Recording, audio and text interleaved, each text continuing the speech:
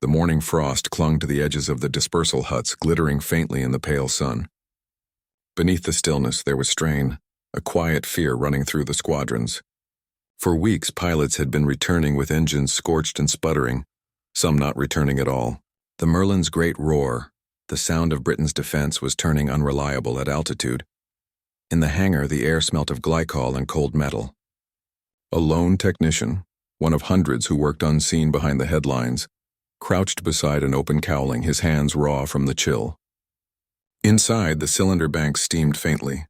The coolant lines hissed. He studied them, frowning, tracing a gloved finger along the manifold.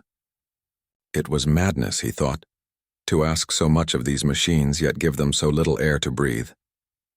Then came a thought. A small, almost laughable adjustment, one that defied protocol yet might stop the explosions. The others called it ridiculous, but he tried it anyway. Within days, the crashes slowed, and Britain's fighters began to climb again. By February 1941, Britain stood alone. France had fallen, Norway lost, and the Luftwaffe's bombers crossed the Channel nightly. London still burned from the winter raids of the Blitz, St. Paul's Cathedral rising defiantly from smoke and ruin, a symbol of endurance amid exhaustion. Yet beneath the bravery and the broadcasts, the Royal Air Force faced a quieter, more technical battle, the fight to keep its aircraft alive. The Merlin engine, the beating heart of Britain's air defense, was pushed to its limits. Designed in peacetime, it was now being driven far beyond its intended ceiling. Every squadron relied on it, from the nimble Spitfire and the rugged Hurricane to the twin-engine Defiant and the new Mosquito still entering service. Each variant demanded more power, more boost, and greater altitude performance. The engineers at Derby and the fitters and field hangars shared one anxiety: heat. When an aircraft climbed too steeply or lingered too long in combat, coolant temperatures spiked. Oil congealed in cold starts, then thinned to vapor mid-flight.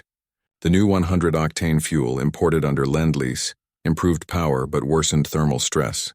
In the bitter cold of northern Europe, radiators froze on the ground only to boil dry at 20,000 feet. At first, commanders blamed the pilots. Throttle discipline, they said. Overboosting. But the reports kept coming.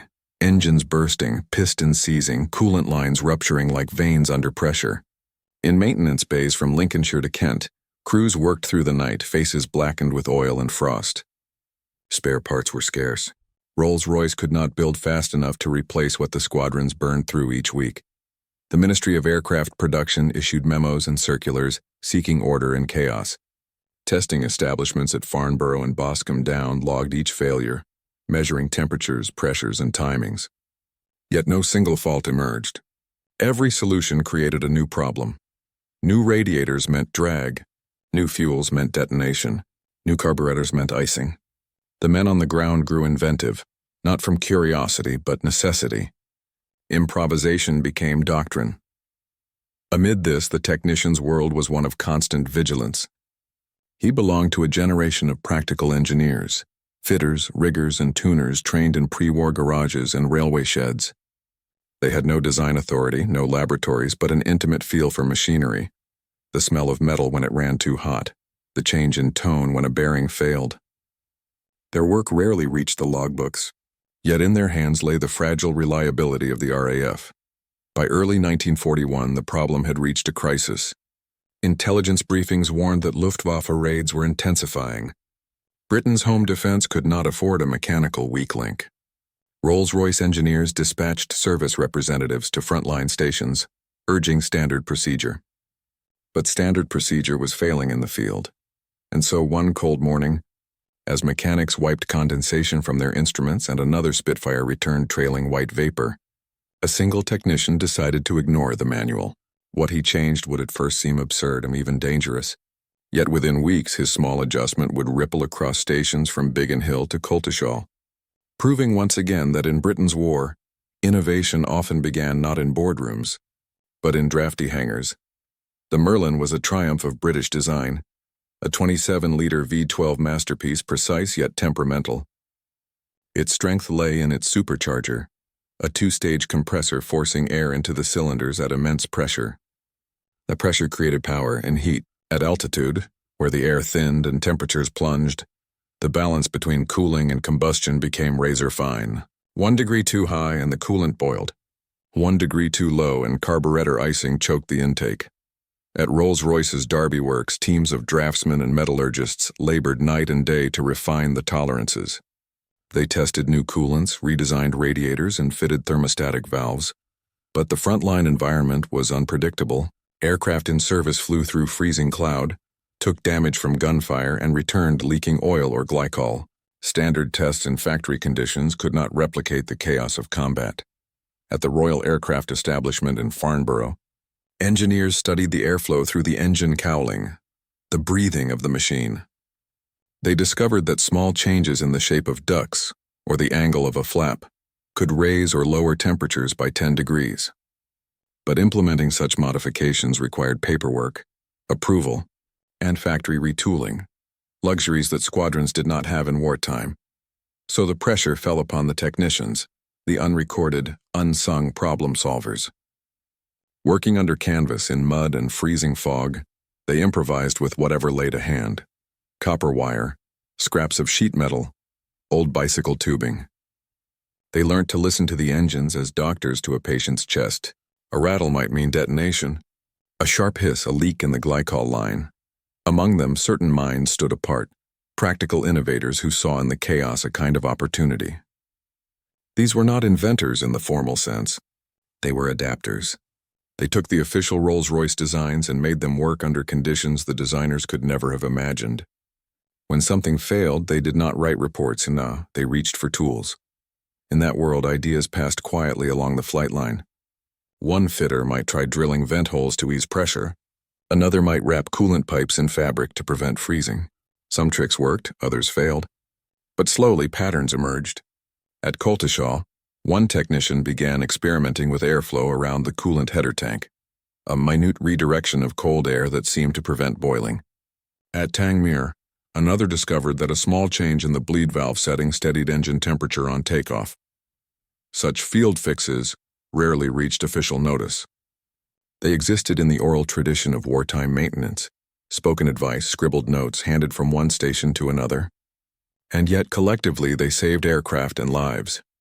The ridiculous cooling trick of our story belonged to that lineage. It was born not of theory but of observation, the behavior of vapor and metal under stress. When the technician altered a simple airflow path, something so minor it could be undone in minutes, he was applying instinct, backed by experience. To senior officers it seemed reckless, but to those who turned spanners in the frost it made perfect sense. By the spring of 1941, unofficial modifications like his were spreading quietly across the RAF's maintenance network. Behind the polished veneer of official design lay a hidden world of improvisation, bound together by shared urgency. Britain's survival depended not just on what was built in factories, but on what was mended and reimagined in the field. That reality set the stage for the next part of our story. How one small act of defiance in a Norfolk hangar became a lesson in wartime innovation, and a quiet revolution in British engineering practice. He was one of thousands, nameless, overworked and invisible to the public eye. The pilots had glory. The technicians had duty. His world was not the sky but the cold concrete of dispersal bays where engines steamed and froze in the same hour. Every dawn he arrived before first light, torch beam cutting through the mist, clipboard under his arm. The pressure was relentless. Each sortie meant risk, each delay a reprimand. There were no rest hours, only the unbroken rhythm of repair and refueling, and yet beneath that fatigue there burned a quiet pride. These men knew their aircraft intimately. They felt the pulse of each engine as though it were alive, a creature dependent on their care. When engines began to fail mid-air, the strain turned personal. Mechanics blamed themselves, commanders demanded answers, and the pilot's trust began to fray. The technician who devised the so-called cooling trick had no laboratory and no clearance. What he did have was patience and an instinct born of repetition. He noticed, perhaps by accident, how heat built unevenly under certain airflow conditions. He improvised a redirection using scavenged tubing, cloth tape, and a spare duct fitting. It looked crude, but the temperature gauges told the truth. In early 1941, every functioning aircraft was vital. The RAF's fighter squadrons were stretched thin across East Anglia and the southern coast, intercepting daylight raids and escorting bombers across the channel. A single mechanical failure could mean the loss of a pilot, an aircraft, and precious time. Engine overheating was not just a technical nuisance. It was a tactical liability. When a Merlin ran hot, the pilot had to break combat, descend, and nurse the engine home. Entire missions could be compromised by one temperature gauge creeping into the red. Squadron leaders filed frustrated reports. Multiple returns due to coolant failure. Recurrent in aircraft nose. 247 cause uncertain. In this environment, reliability was as decisive as firepower. The technicians' improvised fix restored that reliability, at least in part. Aircraft fitted with the altered ducting maintained cooler running in climb and sustained higher boost in combat. The difference was measured not in statistics but in survival. Pilots began to notice not the change itself but its effect. They could stay in the fight longer, dive faster, and return with engines intact. In a war of attrition, such margins mattered. From an engineering perspective, the trick was elegantly simple. The Merlin's cooling system relied on a balance between airflow, radiator efficiency, and coolant circulation. In theory, air entered the radiator duct, absorbed heat, and exited beneath the fuselage, aided by a pressure differential. In practice, turbulent flow near the cowl created hot spots that the system could not dissipate. The technician's insight was to divert a small portion of incoming air, not through the radiator, but around it, moderating the pressure gradient and preventing localized boiling in the upper manifold. It was, in effect, a crude form of boundary layer control, a concept Rolls-Royce engineers would later formalize in post-war jet research. No diagrams, no formal testing. Only observation, intuition, and courage to act. His modification achieved what official channels had missed: a stable, predictable cooling profile under rapid power changes. It was reversible, harmless if wrong, and required no factory parts. In a war measured by minutes and shortages, that practicality was genius. Innovation in wartime Britain was not always welcomed. The RAF's command culture valued order, procedure, and documentation. Any unapproved alteration to aircraft systems was technically a breach of Air Ministry regulations. Squadron engineers were expected to report anomalies, not redesign the hardware. When the technician's adjustment first appeared, some officers dismissed it outright. Others feared reprimand from higher command if discovered. But necessity erodes bureaucracy. Squadron engineering officers began to record improved cooling statistics, and word spread quietly through informal channels. Try the Coltishall ducting trick. At the Ministry of Aircraft Production, inspectors eventually noticed the pattern. Rolls-Royce field representatives traced it back to a single maintenance section. Instead of punishment, they issued an invitation. Send full details to Derby.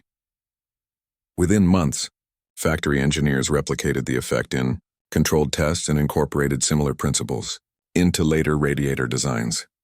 It was a rare moment of harmony between field, improvisation, and official science, a recognition that the war's front line extended into every hangar and workshop innovation born of pressure, leadership learning from the bottom up. This quiet exchange between a single mechanic and the machinery of state would mark the beginning of a shift in how Britain waged its technical war. Every act of innovation in wartime carried a shadow.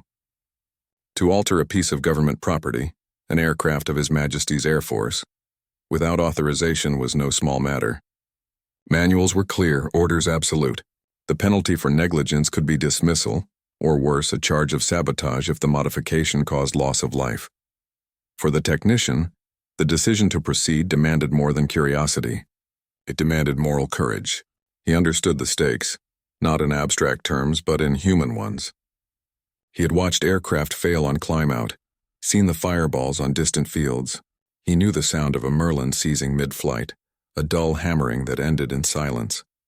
To do nothing was to accept those deaths as inevitable. To act was to risk his career for the chance to prevent them. He chose the latter. It was a small rebellion, the kind born not of ego but of responsibility. Later, when questioned, he would explain in simple terms, "It looked wrong, so I changed it." That line, plain and without bravado, captured the essence of Britain's wartime ethos, practical morality in the service of survival. The relationship between Britain's factories and its frontline units was a delicate one. Rolls-Royce, de Havilland, and Hawker each maintained teams of technical officers who traveled from plant to airfield, collecting reports and ensuring conformity. Yet by 1941, production was running at a frantic pace. Engines shipped directly from Derby, Glasgow, and crew to operational units with minimal test time. Field feedback became indispensable. Every note from a maintenance bay, every sketch in a logbook offered clues to reliability. But communication lagged behind need. Paperwork took weeks. Engines failed daily. The cooling trick revealed a fundamental truth. Innovation could travel faster through conversation than through bureaucracy. When one squadron found success, others copied it by word of mouth. Within a month, the modification had appeared independently at 3 separate stations. By spring, Rolls-Royce engineers were retrofitting aircraft in factory lines with refined versions. It was not the only time a bottom-up idea reached the top. The same year saw field improvisations in gun heating, carburetor filters, and fuel venting, each traced back to a fitter or rigger who refused to accept the phrase, "Nothing can be done." For the Ministry of Aircraft Production, such moments carried quiet embarrassment but also pride. Britain's industrial miracle, the ability to adapt faster than its enemy, depended on these unofficial exchanges. It blurred the line between mechanic and engineer, between worker and innovator. As 1941 turned to 1942, the RAF's expansion accelerated. New squadrons formed monthly, training airfields filled with recruits who had never handled a high-performance engine before. The Air Ministry faced a pressing question: how to transfer hard-won, unofficial experience into official doctrine. The answer lay in a new structure of technical education. Maintenance units, MUs, began to host visiting engineers from Rolls-Royce and the Royal Aircraft Establishment. They documented successful field adaptations, including the airflow modification, and incorporated them into updated maintenance notes. Apprentices were taught not merely to follow orders but to understand systems. The culture of passive obedience gave way, gradually, to one of informed initiative. The technician's small act thus became part of a broader movement, a wartime evolution in British engineering culture. Flexibility replaced rigidity. Ground crews were encouraged to observe, report, and where safe, to test improvements under supervision. By 1943, official RAF technical manuals included sections on field feedback procedures, a direct consequence of lessons learned from earlier improvisations. What had begun as an unauthorized act of defiance became a model for disciplined innovation. There was nothing dramatic about it. No medals, no speeches, no front-page headlines. Yet within the hangars and machine shops of wartime Britain, such stories became folklore. They spoke to a national temperament, calm under strain, inventive under constraint. Unlike the grand laboratories of Germany or the industrial might of America, Britain's strength lay in adaptation. When resources failed, men and women found substitutes. When designs faltered, they improved them on the spot. The cooling trick was one of thousands of unseen victories that together sustained the nation's endurance. Later, engineers at Farnborough would remark that British progress during the war owed as much to maintenance wisdom as to design genius. The lesson was enduring, that creativity need not announce itself loudly to change history. By the time the technician's adjustment was formally recognized, its origin was almost forgotten. But its effect endured, measured in missions flown, lives saved, and engines that roared back to life instead of dying in flame. The stage was set for the critical moment. The official test that proved once and for all that his ridiculous idea worked. A fine drizzle hung in the air, clinging to the edges of the dispersal huts. On the apron, the familiar silhouette of a Spitfire Mankai stood glistening beneath the low sky, its engine cowling open, the glycol lines gleaming wetly. Around it, a handful of mechanics moved in silence. The air smelt of damp canvas, petrol, and the bitter tang of antifreeze. The squadron engineering officer stood nearby, clipboard tucked beneath his arm. He had heard the rumors that one of his men had been tampering with the cooling system. Yet he could not ignore the figures. The aircraft modified with the new ducting had returned from sorties without incident, their coolant gauges steady even under heavy climb. So he called for a test flight, a controlled trial logged officially. One pilot volunteered, a quiet flight lieutenant known for precision flying. The aircraft, K9890, had been fitted with the so-called trick, a narrow duct of repurposed tubing fixed to redirect a small stream of airflow across the top manifold. Nothing more. At 0917 hours, the Merlin fired with a sharp cough, then settled into a steady roar. Steam drifted from the exhaust stacks as the aircraft taxied into position. Ground crew stood back, hands over ears. The drizzle thickened into rain, throttle open. The Spitfire leapt forward, tail lifting cleanly from the tarmac. Within seconds, it was climbing through low cloud, 2,000, 5,000, then 10,000 feet. The pilot's voice crackled over the radio. Temperature holding. Pressure nominal. Climbing to 15. Below, the technicians crowded around the monitoring console, a crude array of needles and dials wired to remote sensors. The coolant gauge barely moved. Normally, by 12,000 feet, it would have been edging into danger. Now it sat calm, unwavering. The engineering officer frowned, then smiled. At 15,000 feet, the pilot pulled into a hard climb, simulating combat load. The gauge rose slightly, then leveled. "Still holding," came the voice. A faint cheer broke from the mechanics. They knew what it meant. Stability at altitude, something they had not seen in months. After 20 minutes aloft, the aircraft returned, wheels down, engine purring like a clockwork machine. The ground crew swarmed forward. When the cowl was lifted, there was no sign of boilover, no spillage, no white streaks of evaporated coolant. The metal was clean, evenly warmed, almost serene. The officer inspected the modification himself. A makeshift duct, fashioned from scrap aluminium and held by rivets so small they barely showed. It was absurdly simple. "Who did this?" he asked. The technician, standing nearby, hesitated. Then he raised a hand. That afternoon, the engineering log recorded an entry under maintenance notes.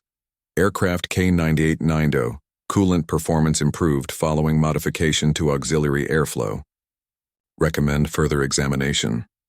By evening, word had spread to neighboring squadrons. Mechanics crossed hangars to look, sketch, and measure. Pilots discussed the test in mess halls. Coltishall's trick, they called it. Some still doubted. Superstition ran deep in aviation. But as more aircraft were modified, the pattern became impossible to ignore. In the following days, 2 additional tests were flown under supervision of the station's technical branch. The results were identical. Cooler running, smoother acceleration, no power loss. The once ridiculous adjustment had transformed into verified fact. At Rolls-Royce's Derby plant, field engineers received copies of the report. Within a week, they had replicated the test on a factory test stand. Same result. The modification did not increase drag, nor did it reduce cooling efficiency under low-speed taxiing. A perfect compromise. A memo dated 5 April 1941. Preserved in the Air Ministry files at Kew. Note simply, improvised field adjustment to radiator ducting observed to reduce local overheating. Consider for standard application. Refer to Ray for validation. For the technician, the success brought neither medal nor mention. He returned to his duties, patching bullet holes, replacing filters, tightening bolts. Yet quietly, the airfield had changed. Pilots now looked at the ground crews with renewed respect. They understood that survival depended not only on skill in the air, but on the ingenuity of those who kept the machines alive below it. The test at Coltishall marked more than a technical victory. It was a moment when British resourcefulness, the habit of making the impossible work with what was at hand, turned the tide of a small but vital problem. And as word reached Derby, Farnborough, and the ministry, the next step began: formal recognition and mass adoption. By early April 1941, the evidence could no longer be ignored. Reports from Coltishall, Tangmere, and Wittering all showed identical results: lower coolant temperatures, steadier pressure, fewer engine failures. Pilots recorded improved confidence during high-altitude interceptions. Maintenance logs, once filled with entries marked engine failure due to overheating, began to show a new phrase: temperature stable. At the Ministry of Aircraft Production in London, a copy of the Coltishall report reached the desk of Air Commodore Harold Whittingham, head of technical liaison between the RAF and Rolls-Royce. He was an aeronautical physician by training, one of the first to study the physical limits of pilots and their machines. Whittingham recognized immediately what the data suggested: a change not of theory but of airflow, simple and field-borne. He ordered further trials under controlled conditions at the Royal Aircraft Establishment, Farnborough. At Farnborough, the modified Spitfire arrived on a low-loader truck, its cowling marked discreetly with paint. Engineers fitted it with calibrated sensors and ran it through a battery of tests. They measured coolant flow rates, temperature gradients, and exhaust gas pressures. Each figure confirmed the same outcome. The makeshift duct had balanced the thermal load across the manifold, preventing the critical hot spot that led to detonation and gasket failure. It was an elegant fix to an inelegant problem. A memorandum circulated within the RAE's internal review board. Signed 17 April 1941, field modification, unofficial origin, yields measurable benefit. Recommend incorporation into production, subject to standardization. At Rolls-Royce Derby, Chief Engineer Stanley Hooker, then responsible for supercharger design, was briefed on the discovery. Hooker understood the value of practical insight. He had himself been a young engineer who often found inspiration from the shop floor. In later correspondence, he would note, "We received many clever suggestions from the field, but few as soundly reasoned as this. The men who kept those engines alive did as much for victory as any designer." Following verification, the adjustment was quietly absorbed into official design. Rolls-Royce issued Service Bulletin No. 240, authorizing minor modifications to coolant ducting on select Merlin variants. It made no mention of individual credit. Wartime documentation seldom did. But among those who had witnessed the first trial, the connection was clear. By June 1941, Spitfires and Hurricanes leaving the production line carried the improved system. Engine failure rates during climb and high-power operation dropped significantly. For the first time in months, the RAF's maintenance schedule eased. Pilots could fly longer sorties without fear of sudden temperature spikes. Squadron readiness, once undermined by technical attrition, rose measurably. The change rippled beyond fighters. Bomber Command soon requested evaluation for the twin Merlin, Wellington, and Lancaster. Coastal Command followed, citing the need for stability on long maritime patrols. What began as a scrap metal improvisation at a single station became standard practice across the RAF. Yet the human story remained largely invisible. The technician who had first made the alteration continued his work in the same hangar. His name did not appear in the reports, only the effect of his actions. Those who knew him recalled his modesty, a man who rarely spoke, who preferred a wrench to a pen. He did, however, leave one trace. In the station maintenance diary for March 1941, beside a note on coolant tests, someone had scrawled in pencil, "Sometimes the silly ideas are the ones that save you." The Air Ministry would never officially recognize the author, but the principle behind his silly idea became a cornerstone of wartime engineering. The understanding that innovation could emerge from any level, provided it was tested with discipline and applied with care. By late 1941, as Britain prepared for the vast industrial challenges ahead, the North African Campaign, Bomber Command's expansion, and the coming invasion of Europe, that lesson shaped the ministry's approach.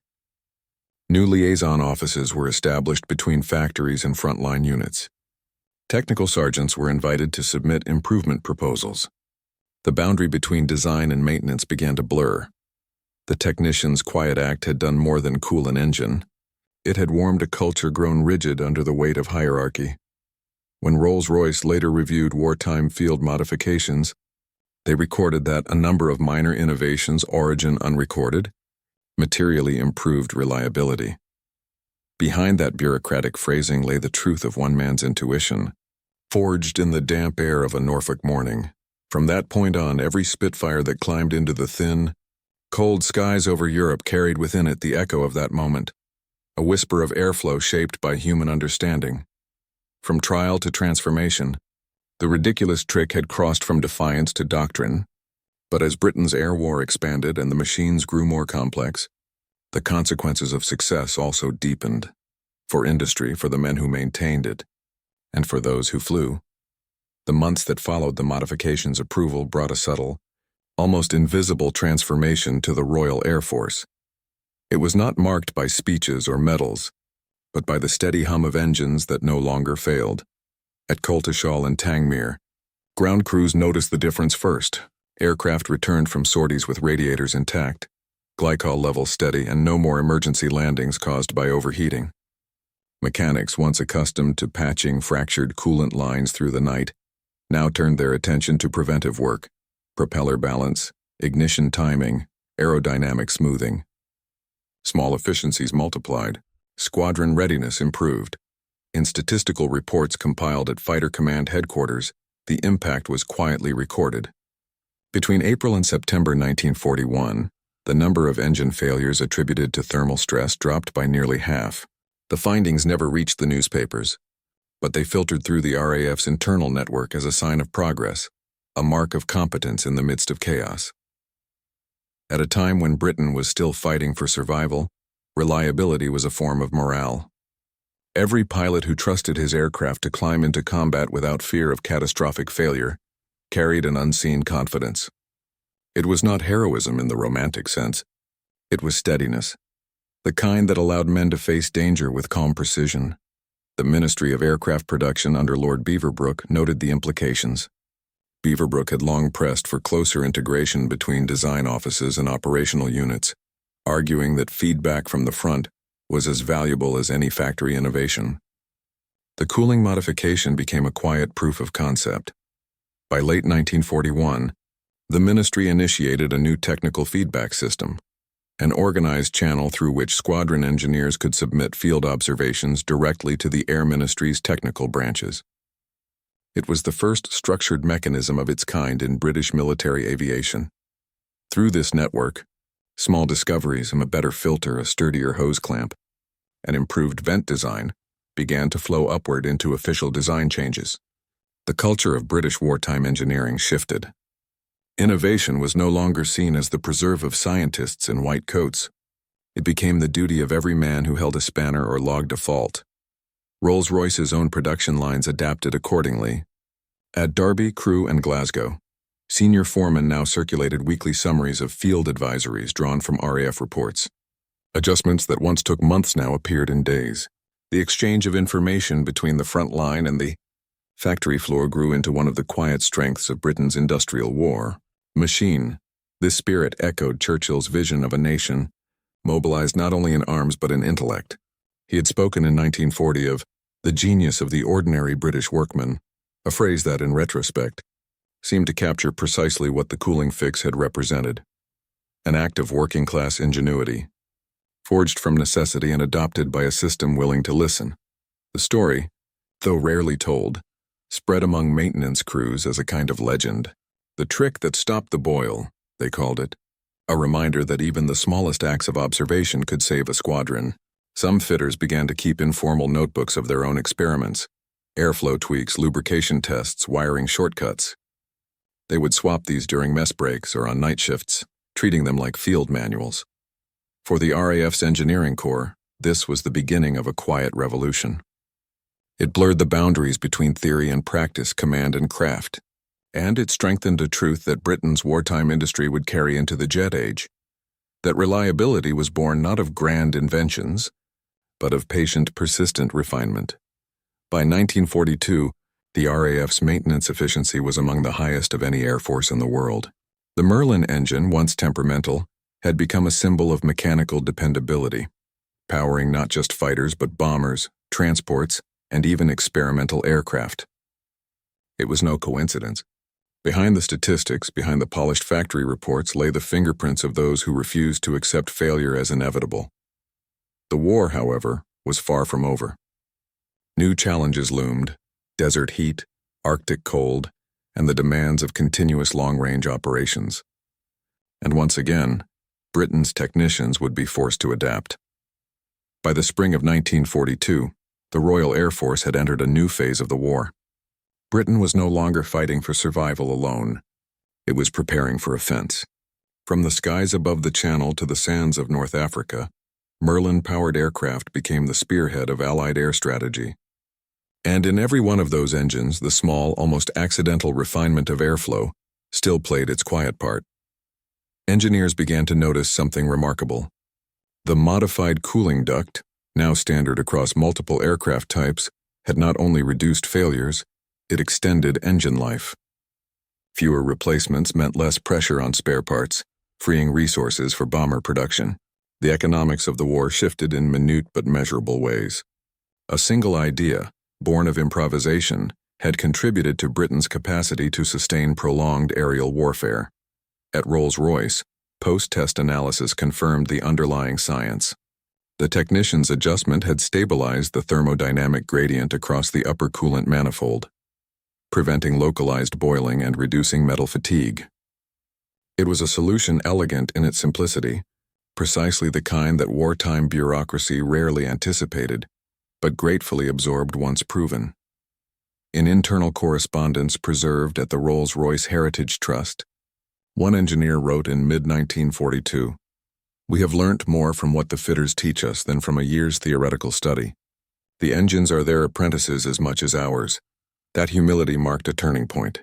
Wartime Britain was discovering that innovation did not require grand laboratories or new factories. It required listening. The men who maintained aircraft in the field possessed a form of knowledge distinct from the engineers who designed them. It was tactile, experiential, and deeply human.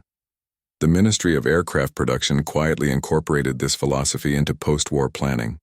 By 1943, new RAF training syllabuses for technical personnel emphasized observation, adaptation, and field reporting. Every airman and engineer, the notes read. The technician's legacy, though unnamed, lived in that phrase. The effect outlasted the war itself. When peace returned in 1945, many of those same ground crew joined Britain's new industries: aviation, automotive, and power generation. The lessons they had learned in muddy dispersal bays and freezing hangars became part of the national character of British engineering. Pragmatic, empirical, and quietly inventive. Rolls-Royce carried that spirit forward into the jet age. Engineers like Stanley Hooker, who had witnessed the wartime interplay between improvisation and precision, applied those principles to the development of the first British turbojets, the Welland and Derwent engines that powered the Gloucester Meteor. Hooker later reflected that Britain's wartime technicians had kept alive the true tradition of British engineering. Invention born of necessity, perfected by discipline. The ridiculous cooling trick had thus transcended its moment. It became emblematic of a broader truth, that progress in war as in peace depended on those willing to question the expected. At the Imperial War Museum, among the archives of the Air Ministry, the official documentation of the change is a footnote, a line in a service bulletin, a test summary, a performance graph. No names, no recognition, but to those who study the documents closely, the pattern is unmistakable. A sudden and permanent drop in engine failures from mid-1941 onward. A single inflection in the curve of reliability. In the decades that followed, aviation historians would trace Britain's wartime engineering success to the same source, a culture of adaptation. From radar to the bouncing bomb, from code-breaking to cockpit ergonomics, the nation's victories were built on countless small insights by unheralded minds, and so, while no medal was ever struck for the man who bent a duct and changed an engine's fate, his contribution endures every time a British aircraft takes flight, a reminder that resilience is often the sum of 1,000 invisible acts of thought and care. From the roar of the Merlin to the whisper of the jet, Britain's engineers carried forward that wartime inheritance, courage not only in battle, but in understanding. War is often remembered for its battles, for the thunder of engines, the flash of gunfire, and the names of the men who led from the front. But beneath those histories runs another story, the unseen struggle to keep machines alive, to turn fragile design into daily reliability. In hangars and workshops across wartime Britain, that battle was fought not with rifles or medals, but with patience, spanners, and understanding. The men who worked there, and mechanics, fitters, testers, technicians, then carried on a quieter war, one measured in temperature gauges and revolutions per minute. The ridiculous cooling trick was never meant to be famous. It was an act of observation, a craftsman noticing what others missed, guided by instinct and necessity. Yet in that act lay the essence of Britain's wartime strength: calm courage, intellectual honesty, and the refusal to accept failure as inevitable. It is easy, in hindsight, to see the outcome as inevitable, that Britain would endure, that technology would triumph. But in 1941, none of that was certain. Every hour of flight depended on men who worked unseen, keeping the heartbeat of the nation's defense alive. The Rolls-Royce Merlin became one of the most reliable piston engines in history, a symbol not only of power, but of trust. And that trust was built bolt by those whose names history rarely records. Today, in museum displays and archival records, the great achievements of British wartime engineering are listed: radar, jet propulsion, code breaking. Yet among them lies an older truth, that innovation is rarely born of brilliance alone, but of perseverance, humility, and attention to detail.